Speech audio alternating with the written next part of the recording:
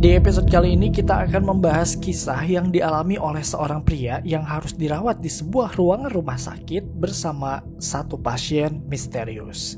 Bersiaplah.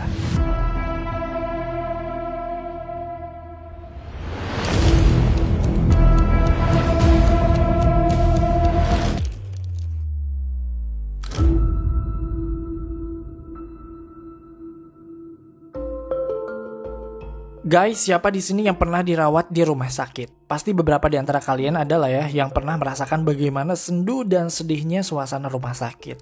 Di sana keluarga memang berkumpul, tapi dalam suasana yang penuh cemas dan kekhawatiran. Tidak hanya itu, rumah sakit juga bisa menjadi tempat yang begitu menakutkan jika kita berada dalam satu ruangan dengan pasien yang misterius. Serius guys, ini pernah terjadi pada seorang pria bernama Artit. Mungkin ini akan menjadi malam yang tidak akan pernah dia lupakan seumur hidupnya karena teror yang dia alami bisa begitu membahayakan. Bukan hanya mental, namun juga fisiknya sendiri. Semua ini karena apa? Karena pasien misterius yang ada bersamanya. Oke, daripada makin penasaran, langsung aja kita masuk ke ceritanya. Jadi, cerita dalam film ini dialami oleh Artit, seorang pria berusia 20 tahunan, remaja dewasa lah ya. Nah, sedikit background mengenai Artit. Artit ini mengakui dirinya sebagai seorang remaja yang emang badung alias nakal. Di usianya sekarang, dia emang memiliki hasrat untuk menikmati hidup saja. Dia nggak suka tuh sama hal-hal yang membuatnya bingung atau ribet. Pokoknya dia pengen yang happy-happy aja gitu. Makanya dia suka tuh kayak nongkrong, mabok, dan ada satu kenakalan yang sulit dia lepaskan. Balap motor liar. Dia seneng banget main balap liar sama teman-temannya, hingga suatu hari, mungkin ini peringatan dari Tuhan kali ya, Artit ini terlibat dalam sebuah kecelakaan motor. Saat itu emang dia nggak lagi balapan, tapi emang ngebut tuh di jalanan sampai akhirnya dia mengalami kecelakaan. Parah banget kecelakaannya, sampai bikin kaki si Artit ini tuh kayak perlu dioperasi karena memang ada bagian yang patah. Dan yang paling ngilu adalah ada serpihan kaca yang masuk ke dalam tulang keringnya. Kalian tahu kan tulang kering yang bagian keras itu? Tulang loh itu, tapi ada beling yang masuk ke dalamnya. Apa nggak kesakitan si Artit? Pada saat itu dia langsung mendapatkan perawatan di sebuah rumah sakit. Saat operasi berlangsung, untungnya Artit ini kan dibius ya, bagian kakinya, jadi dia nggak lagi merasakan sakit. Tapi ya setelah itu ya baru tuh kerasa sakitnya, khususnya di bagian kaki. Singkat cerita, karena kondisinya yang emang udah membaik, Artit ini akhirnya dipindahkanlah ke sebuah ruang rawat. Karena pada saat itu emang rumah sakitnya lagi penuh, di sana hanya tersisa satu ruang rawat saja. Nah, siapa sangka guys, perpindahan Artit ini menjadi awal dari teror yang sangat menakutkan. Artit ini dipindahkan ke sebuah ruang rawat atau bangsal yang berisi 3 ranjang. Ruangannya cukup besar sih sebenarnya. Ranjang yang pertama ini ada di dekat pintu, ranjang kedua ini ada yang di tengah, dan ranjang ketiga adalah ranjang yang dekat dengan dinding. Bayang ya, jadi kayak berbaris gitu si ranjangnya. Nah, si Artit ini ditempatkan di ranjang yang tengah. Sementara ranjang yang pertama yang dekat pintu itu kosong. Dan ranjang ketiga yang ada dekat dinding itu tuh dipakai oleh seorang pasien lain. Jadi di ruangan itu cuma ada 2 pasien. Nah saat itu Artit nggak tahu tuh siapa pasien itu karena emang ada sekat kayak gorden gitu loh guys, paham kan? Nah jadi setiap pasien tuh nggak bisa ngelihat satu sama lain karena emang dipisahkan oleh sekat gorden tadi. Nah sejujurnya Artit ini ngerasa nyaman di ruangan itu ya karena udah luas, wangi, dan di sana juga ada TV. Tapi si TV itu tuh emang lebih deket ke ranjang nomor 3 ke pasien yang deket dinding itu. Nah saat itu Artit sama sekali nggak ngerasa takut atau ada pikiran macam-macam lah ya karena emang semuanya tuh nampak normal-normal aja. Suster datang buat meriksa dia dan sekalian ngabarin ya kalau katanya keluarganya Artit ini akan datang besok. Oke lah, nah di sana Artit tiduran sebentar sampai datang suster lagi buat ngecek pasien di sebelahnya yang di ranjang 3. Nah pada saat itu si sekatnya tuh nggak tertutup sempurna. Jadi Artit bisa ngelihat pasien di sampingnya tapi cuma dari kaki sampai tangannya doang guys. Dia nggak bisa lihat wajah si pasien, dia nggak tahu tuh. Sampai pada akhirnya dia lihat si suster ini mau nyuntik si pasien di bagian tangan. Karena emang kelihatan ya Artit ngelihat dong prosesnya itu saat si suster itu mau nyuntikin sesuatu ke si pasien. Dan dia kaget ketika melihat jarum yang akan menusuk tangan si pasien malah patah. Di sana Artit belum ada pikiran macam-macam ya, tapi emang kaget aja. Dia baru pertama kali melihat ada orang yang disuntik tapi jarumnya yang patah. Kirain tuh kayak cuma di film doang. Tapi sekarang dia melihatnya secara langsung. Saat itu suster notice nih kalau si Artit ini ngintip. Akhirnya ya udah sekat gordennya ditutup dan susternya juga bilang kalau pasien ini tuh emang udah kaku banget dan udah nggak bisa merasakan apapun. Jadi wajar kalau jarumnya patah. Padahal si Artit juga nggak minta penjelasan apapun ya, tapi si suster ngomong sendiri. Tapi ya udahlah ya. Malam pun datang, Artit nggak bisa tidur, apalagi HP-nya juga rusak. Bosen lah dia, sepi banget dan yang bisa dia dengar hanyalah sebuah suara mesin ventilator dari pasien sebelah. Nah, walaupun terpisah oleh sekat, tapi sebenarnya Artit ini masih bisa melihat bagian atas kepala si pasien sebelah karena emang sekat gordennya tuh nggak ketutup sempurna gitu loh guys. Ngintiplah dia ke ranjang ketiga yang ada pasiennya itu. Dia nggak bisa lihat apa-apa sih selain mesin ventilator atau buat pernafasan itu sama bagian atas kepala si pasien. Dia ngelihat kayak botak gitu guys, cuma ada sedikit rambut. Artit menyimpulkan bahwa mungkin pasien yang ada di sebelahnya itu adalah pasien laki-laki. Lagi ngintip gitu, tiba-tiba ada pintu kamarnya yang terbuka. Di sana Artit kaget ya, karena mungkin dia kegap lagi ngintip si pasien. Masuklah seorang suster sama beberapa pria dan mereka masuk ke bagian ranjang ketiga, which is pasien yang ada di sebelah. Suster ini beda dari suster yang pertama ya guys, yang ini tuh kayak lebih tua, kayak ibu-ibu gitu. Nah si Artit langsung ke posisinya dong, gak tahu deh orang-orang ini tahu atau enggak kalau dia tadi ngintip si pasien itu. Artit berusaha bersikap normal dan karena emang ini seruangan, Artit ya bisa dengar percakapan si suster dan pria yang ada di pasien itu. Gak jelas mereka ngomongin apa dan konteksnya juga apa, tapi ada beberapa hal yang bikin Artit kayak bingung sekaligus merinding. Pertama, para pria dan juga suster yang ada di sana itu menyebut si pasien ini dengan sebutan guru. Jadi bukan nama atau pak atau kakek gitu ya, tapi disebutnya tuh guru. Kedua, yang bikin merinding juga adalah si pria ini minta kepada suster dan juga dokternya supaya si guru atau pasien ini dibiarkan hidup sampai besok aja. What? Karena katanya ada beberapa muridnya yang belum datang. Artit jadi mikir dong, di sini maksudnya apa? Apakah si pasien ini mau dibunuh besok atau gimana? Dan ngomongin soal murid, berarti emang si pasien itu guru ya? Ketiga, ini yang paling bikin merinding sih. Artit kan tadi bisa ngeliat, ngintip dikit kan di bagian atas kepala si pasien sebelah. Nah, di sana tuh ada meja dan dia melihat ada sirih dan pinang ditaruh di sana. Dia ngerasa aneh tuh, nyirih kan biasanya dilakukan oleh orang yang sehat gitu, bisa bergerak, bisa ngunyah gitu. Tapi kok ini ditaruh di sana, bukannya tadi si pasien itu udah kaku? Iya nggak sih? Terus yang bikin aneh lagi adalah dia dengar dan ngeliat para pria itu mulai berdoa, termasuk si suster tuanya juga. Artit ngerasa aneh, dia ngeliat ke sana dan kayak gak sengaja salah satu di antara mereka notice kalau Artit ini ngintip.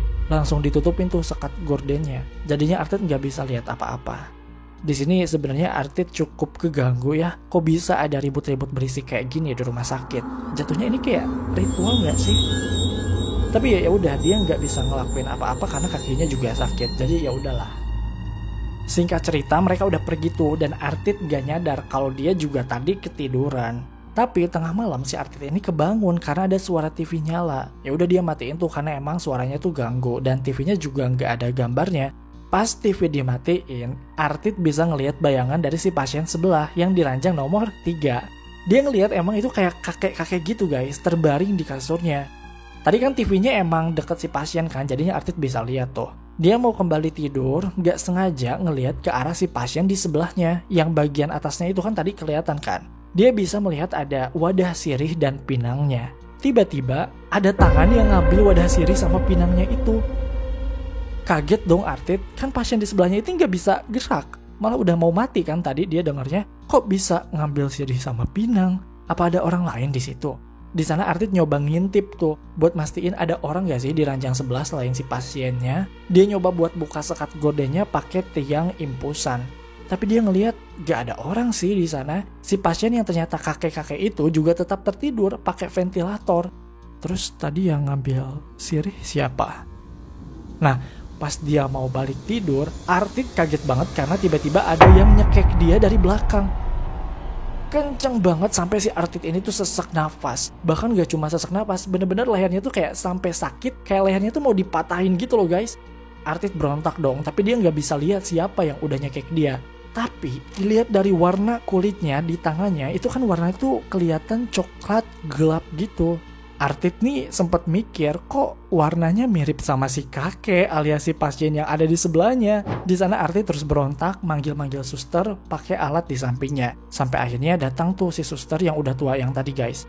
Nah di sana si suster nenangin si Artit, bilang kalau nggak ada orang yang mau nyelakain kok. Tapi Artit ini ya terus berontak, dia meyakinkan si suster tua ini kalau tadi ada yang nyekek dia kok. Tapi ya dia terus ditenangin, katanya mending tidur aja, malah nantinya takutnya ganggu pasien lain. Dalam hati dia kesel orang dia yang digangguin kok malah dia yang disalahin. Tapi ya udahlah, dia juga nggak bisa berbuat apa-apa. Singkat cerita, masih di malam yang sama, karena udah notice ada yang aneh sama si pasien di sebelahnya, Artit berdoa tuh. Dia minta perlindungan supaya dia bisa tidur nyenyak, setidaknya ya sampai besok gitu, sampai keluarganya datang. Lagi berdoa kayak gitu, tiba-tiba sekat gorden di sampingnya pelan-pelan kebuka guys. Artit bener-bener takut di sini ya, apalagi kan tuh pasien sebelahnya itu kan gak bisa gerak. Tiba-tiba setelah sekat gorden itu terbuka, si kakek itu ada di samping dan dia ikut berdoa juga.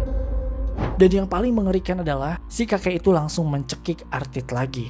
Kali ini Artit udah bener-bener ketakutan karena dia bisa memastikan bahwa si kakek itu emang yang sebelumnya nyekek dia.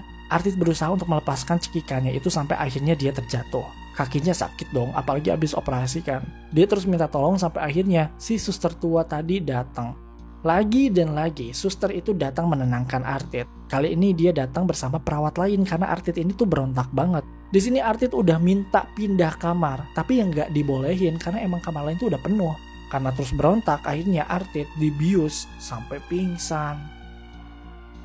Di sini Artit udah nggak inget apa-apa lagi ya guys, karena emang dia juga kebetulan capek ya. Jadinya ya tadi tuh kan dia dibius, sekalian dia tidur pas waktu itu. Nah tapi pas waktu tidur itu lagi enak-enaknya mimpi, tiba-tiba dia sesek lagi tuh, nggak bisa nafas. Kayak ada beban yang sangat berat di atas dada dan perutnya. Di sini Artit nge-freeze, dia sulit bergerak juga. Dia tuh kayak pengen buka mata, pengen bangun, tapi susah. Dadanya tetap kerasa sesek. Sampai pada akhirnya dia bisa membuka mata dan apa yang dia lihat? Dia melihat si kakek itu berdiri di perutnya. Beneran berdiri guys, apa nggak sakit itu perut diinjak kayak gitu?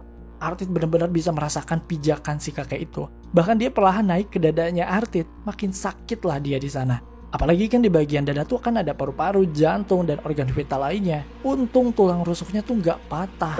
Untung juga sih karena setelah itu si kakek mendekat dan kembali mencekik Artit. Sampai Artit ini bener-bener ngerasa sakit banget di lehernya itu, bahkan mulai kelihatan berdarah guys. Entah tulang apa yang patah ya, tapi emang dari bahunya itu kayak sobek mengeluarkan darah.